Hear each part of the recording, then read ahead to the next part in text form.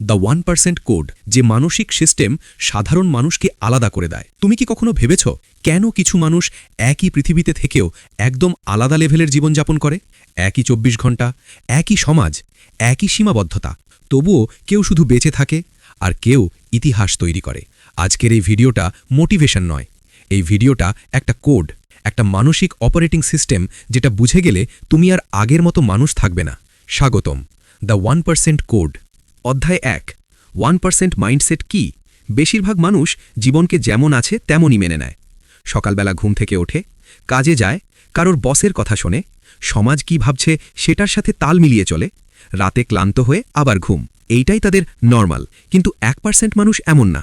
তারা জীবনকে রিয়্যাক্ট করে না, তারা জীবনকে ডিজাইন করে।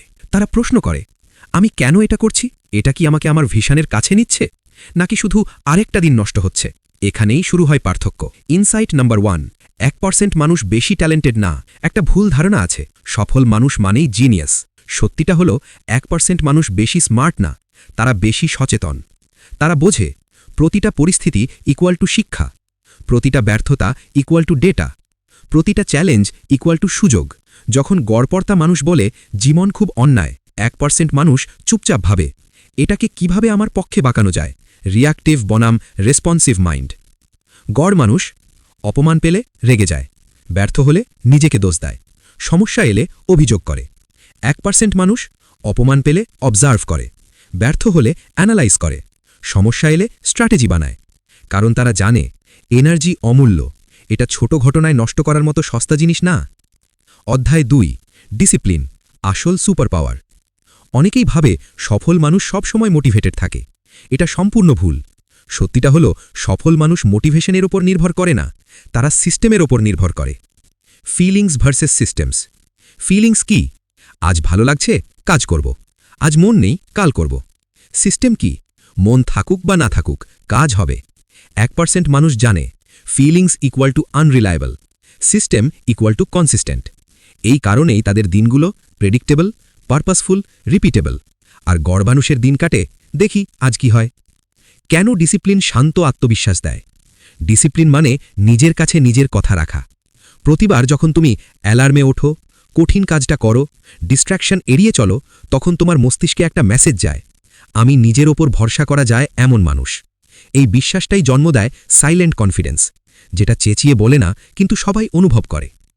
অধ্যায় ৩, সাবকনশাস মাইন্ড, অদৃশ্য চালক।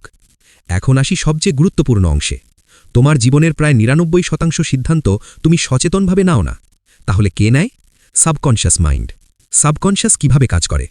শৈশব থেকে বাবা মায়ের কথা, সমাজের ভয়, ব্যর্থতার অভিজ্ঞতা, অপমান, সীমাবদ্ধ বিশ্বাস সব জমে থাকে এক জায়গায়। এই জায়গাটার নাম সাবকনশাস। আর এই সাবকনশাসই ঠিক করে তুমি কত টাকা ডিজার্ভ করো, তুমি কতটা আত্মবিশ্বাসী, তুমি কত দূর যেতে পারবে। তাই যখন কেউ বলে আমি চেঞ্জ হতে পারি না, আসলে সে বলছে আমার পুরনো প্রোগ্রাম খুব শক্ত। ইনার রিপ্রোগ্রামিং কিভাবে কাজ করে? 1% মানুষ বোঝে জীবন বদলাতে হলে আগে মাইন্ডের কোড বদলাতে হবে। এই কোড বদলানোর নামই ইনার রিপ্রোগ্রামিং। অধ্যায় ৪, ইনার রিপ্রোগ্রামিং। ৩টে মূল পথ। ১, রিপিটেশন। যেটা তুমি বারবার ভাবো সেটাই বিশ্বাস হয়, যেটা বিশ্বাস সেটাই আচরণ, যেটা আচরণ সেটাই জীবন। যদি তুমি প্রতিদিন নিজের সাথে বলো আমি পারবো না, আমি যথেষ্ট ভালো না, তোমার মস্তিষ্ক সেটাকে ফ্যাক্ট ধরে নেয়। কিন্তু যদি বলো আমি শিখছি, আমি গ্রোথে আছি, আমি কন্ট্রোলে, ধীরে ধীরে নতুন নিউরাল পথ তৈরি হয়। ২, ইমোশন। সাবকনশাস লজিক বোঝে না, সে ইমোশন বোঝে। যেটা তোমাকে আবেগে নাড়া দেয় সেটাই গভীরভাবে বসে যায়। ফেলিয়ারের সাথে যদি লজ্জা, গিল্ট, ভয় জুড়ে দাও, ফেলিয়ার ইকুয়ালস টু আইডেন্টিটি হয়ে যায়। কিন্তু যদি জুড়ে দাও শেখা, শক্ত হওয়া, ইভলিউশন, তাহলে একই ঘটনা স্ট্রেংথে রূপ নেয়। ৩, ভিজুয়ালাইজেশন। মস্তিষ্ক বাস্তব আর কল্পনার পার্থক্য খুব ভালো বোঝে না। তুমি যদি নিজের লক্ষ্য, নিজের ভবিষ্যৎ, নিজের নতুন পরিচয় বারবার ভিভিডভাবে কল্পনা করো, মস্তিষ্ক ধরে নেয় এটাই আমার দিক, এবং সেই অনুযায়ী ডিসিশন, ফোকাস, এনার্জি শিফট করে। অধ্যায় ৫, ডিলেড গ্র্যাটিফিকেশন, আসল শক্তি। আমাদের মস্তিষ্ক চায় এখন সুখ, এখন আরাম, এখন reward. Notification, like, junk food, অপ্রয়োজনীয় কথা সবই ইনস্ট্যান্ট ডোপামিন। কিন্তু এখানেই ট্র্যাপ। ইনস্ট্যান্ট সুখ মানে লং টার্ম দুর্বলতা। 1% মানুষ বোঝে এখন না বললে ভবিষ্যৎ হ্যাঁ বলে। ডিলেড গ্র্যাটিফিকেশন মানে আজ কষ্ট কাল শক্তি। মাস ফেরো লেসন সংক্ষেপে, যারা অপেক্ষা করতে পেরেছিল বেশি ফোকাসড, বেশি স্টেবল, বেশি সফল, কারণ তারা শিখেছিল নিজের ইচ্ছার উপর কন্ট্রোল। আত্মনিয়ন্ত্রণ কিভাবে গড়ে? প্রতিবার যখন তুমি ফোন নামাও, ডিস্ট্র্যাকশন এড়িয়ে চলো, কঠিন কাজ বেছে নাও, তোমার ব্রেনের ডিসিশন মেকিং অংশ শক্ত হয়। এই কারণেই ডিসিপ্লিনড মানুষ শান্ত আর ইম্পালসিভ মানুষ অস্থির। অধ্যায় 6, রুথলেস ক্ল্যারিটি, যেটা মানুষকে অদম্য করে তোলে। জীবনের সবচেয়ে বড় শক্তি কি জানো? স্পষ্টতা। কিন্তু মজার ব্যাপার হলো এই একটা জিনিসই বেশিরভাগ মানুষের নেই। মানুষ বলে আমি সফল হতে চাই, কিন্তু জিজ্ঞেস করো কোন ক্ষেত্রে, কেন, কিসের বিনিময়ে? 90% মানুষ চুপ করে যায়, কারণ তারা চায় কিন্তু জানে না তারা আসলে কি চায়। দিক পরিষ্কার না হলে পরিশ্রমও নষ্ট হয়। তুমি যদি না জানো কোথায় যাচ্ছ, তাহলে যত জোরেই দৌড়াও না কেন তুমি শুধু ক্লান্ত হবে। এই কারণেই অনেকে বছরের পর বছর কাজ করে, ঘাম ঝরায়, চেষ্টা করে, কিন্তু জায়গায় দাঁড়িয়ে থাকে, কারণ তাদের নেই রুথলেস ক্ল্যারিটি। রুথলেস ক্ল্যারিটি মানে কি? রুথলেস মানে নিষ্ঠুর, আর ক্ল্যারিটি মানে স্পষ্টতা। মানে এমন স্পষ্টতা যেটা ভয়কে কথা বলতে দেয় না, এক্সকিউজকে জায়গা দেয় না, ডিস্ট্র্যাকশনকে অনুমতি দেয় না। তুমি জানো আমি কি চাই, কেন চাই, আর কি ছাড়তে রাজি আছি। এই তিনটে পরিষ্কার হলেই মানুষ আনস্টপেবল হয়ে যায়। দুটো ভয়েস সবাইর ভেতরে চলে। 1, ভয়েস অফ ফিয়ার, ব্যর্থ হলে কি হবে, লোকজন কি বলবে, আমি কি পারবো। 2, ভয়েস অফ পারপাস, চেষ্টা না করলে কি হবে, এই জীবনটা কি সত্যিই আমার। 1% মানুষ দ্বিতীয় ভয়েসটা বেছে নেয়। তারা ভয়কে মুছে ফেলে না, তারা ভয়কে নীরব করে। অধ্যায় 7, ব্রুটাল অনেস্টি, নিজের সাথে যুদ্ধ। এখন সবচেয়ে কঠিন অংশ, নিজের সাথে সৎ হওয়া। মানুষ অন্যকে মিথ্যা বললে ক্ষতি কম, কিন্তু নিজের সাথে মিথ্যা বললে জীবনটাই ভুল পথে যায়। অ্যাভারেজ মাইন্ড কি করে? সময় ঠিক নেই, পরিস্থিতি ভালো না, আমি চেষ্টা করছি, কিন্তু বাস্তবে অলসতা, অসংলগ্নতা, ভয়। 1% মানুষ এটা করে না। 1% মানুষ কি করে? তারা আয়নার সামনে দাঁড়িয়ে বলে, হ্যাঁ আমি অলস, হ্যাঁ আমি এড়িয়ে যাচ্ছি, হ্যাঁ আমি ভয় পাচ্ছি, কারণ তারা জানে সত্য স্বীকার করার পরেই ট্রান্সফরমেশন শুরু হয়। রুথলেস ক্ল্যারিটির ঠান্ডা ভাব। 1% মানুষ আবেগহীন না, তারা আবেগ নিয়ন্ত্রিত। তারা জানে আবেগ আসে যায়, ভিশন থাকে, তাই তারা ডিসিশন নেয় ফ্যাক্ট দিয়ে, ভ্যালিউ দিয়ে, পারপাস দিয়ে, ফিলিং দিয়ে না। অধ্যায় 8, আইডেন্টিটি ট্রান্সফরমেশন, আসল গেম।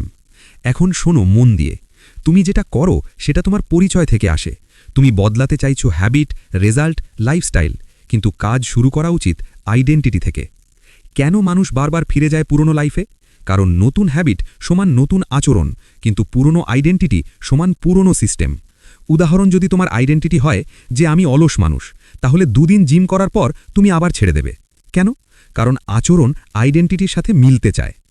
1% মানুষের সিক্রেট, তারা নিজেকে প্রশ্ন করে আমি কোন ধরনের মানুষ হচ্ছি, না যে আমি কি করছি, বরং আমি কি ডিসিপ্লিনড মানুষ, আমি কি ফোকাসড মানুষ, আমি কি লং টার্ম থিঙ্কার।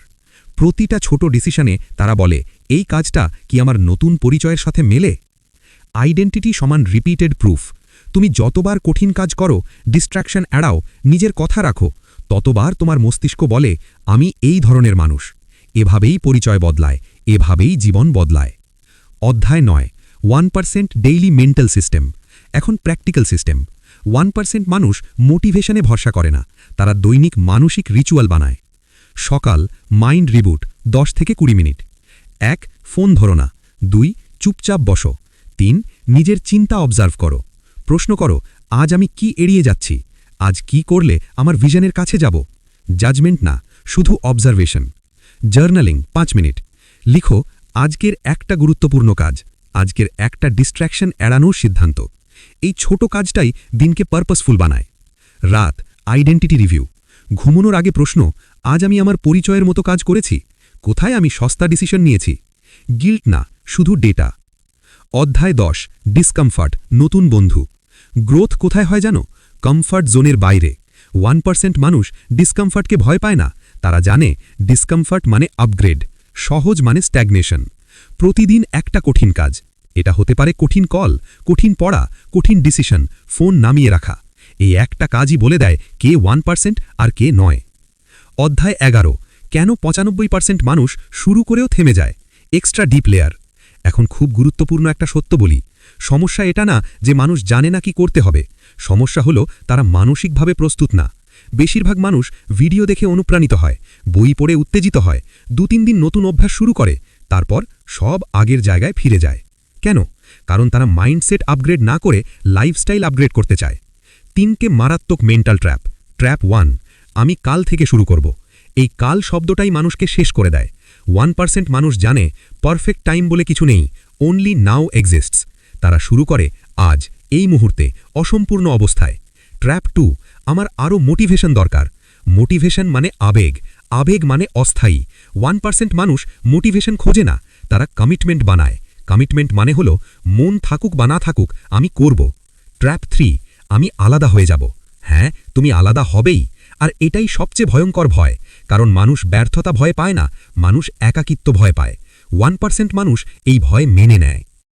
অধ্যায় 12, ওয়েলথ সাইকোলজি। টাকা কেন সবার কাছে আসে না? টাকা কোনো কাগজ না, টাকা একটা মানসিক লেভেল। তোমার সাবকনশাসে যদি থাকে টাকা খারাপ, আমি ধনী হওয়ার মতো না, ধনীরা লাকি, তাহলে তুমি যতই চেষ্টা করো টাকা আসবে না, থাকবেও না। Rich mind versus poor mind, গভীর পার্থক্য। পুয়ার মাইন্ড ভাবে টাকা ইকুয়ালস সিকিউরিটি, টাকা ইকুয়ালস স্টেটাস, টাকা ইকুয়ালস ভোগ। রিচ মাইন্ড ভাবে টাকা ইকুয়ালস টুল, টাকা ইকুয়ালস লিভার, টাকা ইকুয়ালস ফ্রিডম। এই পার্থক্যই 2 ধরনের জীবন তৈরি করে। 1% মানুষ টাকা কিভাবে দেখে? তারা জানে টাকা ফল, লক্ষ্য না, স্কিল প্লাস ভ্যালিউ ইকুয়ালস টাকা। তাই তারা প্রশ্ন করে, আমি কিভাবে আমার ভ্যালিউ 10x করব, না যে আমি কিভাবে দ্রুত টাকা পাব। অধ্যায় 13, ইমোশনাল কন্ট্রোল, আসল আলফা ট্রেট। যে মানুষ নিজের আবেগ কন্ট্রোল করতে পারে না, সে কখনো জীবন কন্ট্রোল করতে পারে না। রাগ, ইগো, হিংসা, ভয়, ইম্পালস, এইগুলো মানুষকে ভেতর থেকেই ভেঙে দেয়। 1% মানুষের ঠান্ডা শক্তি। তারা অপমান সহ্য করে, তর্ক এড়িয়ে চলে, প্রমাণ দেওয়ার তারা রাখে না, কারণ তারা জানে প্রতিটা রিয়াকশন ইকুয়ালস শক্তি ক্ষয়। এই কারণেই তারা শান্ত, ফোকাসড, দীর্ঘমেয়াদী। Emotional control equals awareness plus pause. 1% মানুষ রাগ দমন করে না, তারা রাগকে দেখে, পজ নেয়, তারপর রেসপন্স দেয়। এই পজটাই তাদের সুপার পাওয়ার। অধ্যায় 14, 1% execution formula, step by step. এখন সবচেয়ে প্র্যাকটিক্যাল অংশ। Step 1, 1 vision rule. এক সময় এক লক্ষ্য, multiple goal equals multiple confusion. 1% মানুষ এক সময় একটাই জিনিসে অল ইন যায়। Step 2, daily non negotiables. 3টে কাজ, যেগুলো যাই হোক হবে, ছোট, রিপিটেবল। উদাহরণ, 30 মিনিট শেখা, 20 মিনিট শরীর, 10 minute mind. Consistency is greater than intensity. Step 3, eliminate before you add. নতুন কিছু যোগ করার আগে ফোন স্ক্রল কমাও, অপ্রয়োজনীয় কথা বাদ দাও, মানুষ বাদ দাও যদি দরকার হয়। স্পেস না থাকলে গ্রোথ হয় না। অধ্যায় 15, আইডেন্টিটি লক, ফিরে না যাওয়ার কৌশল। সবচেয়ে বড় ভয়, আমি আবার আগের মতো হয়ে যাব। 1% মানুষ এটা ঠেকায় আইডেন্টিটি লক দিয়ে। আইডেন্টিটি লক কি? নিজেকে বলা, আমি এখন এই ধরনের মানুষ। উদাহরণ, আমি ডিসিপ্লিনড মানুষ, আমি এক্সকিউজেস দিই না, আমি লং টার্ম থিঙ্কার। তারপর প্রশ্ন, এই মানুষটা এখন কি করত? এই প্রশ্নই পুরনো লাইফে ফেরার দরজা বন্ধ করে দেয়। অধ্যায় 16, স্পিরিচুয়াল লেয়ার, নীরব শক্তি। এই কোড শুধু সাকসেসের না, এই কোড শান্তির। যখন তুমি নিজেকে প্রমাণ করতে চাও না, যখন তুমি অন্যের লাইফে তাকাও না, যখন তুমি নিজের ভেতর স্থির থাকো, তখন তুমি ফ্রি। 1% মানুষ এখানেই পৌঁছায়। ফাইনাল কনক্লুশন, শেষ কথা। দি 1% কোড মানে অন্যদের হারানো না, নিজেকে জেতা। এই কোড তোমাকে শেখায় কিভাবে চিন্তা করবে, কিভাবে সিদ্ধান্ত নেবে, কিভাবে নিজেকে গড়বে। তুমি যদি প্রতিদিন 1% ভালো হও, একটা কঠিন কাজ করো, একটা সস্তা ডিসিশন এড়াও, তাহলে 1 বছর পরে তুমি আর আগের মানুষ থাকবে না। যদি তুমি এখানে পর্যন্ত শুনে থাকো, তাহলে তুমি সাধারণ দর্শক না। লাইক করো, সাবস্ক্রাইব করো, কমেন্ট করো, আমি 1% পথ বেছে নিয়েছি। কারণ এই সিরিজ এখানেই শেষ না, এটা শুধু শুরু।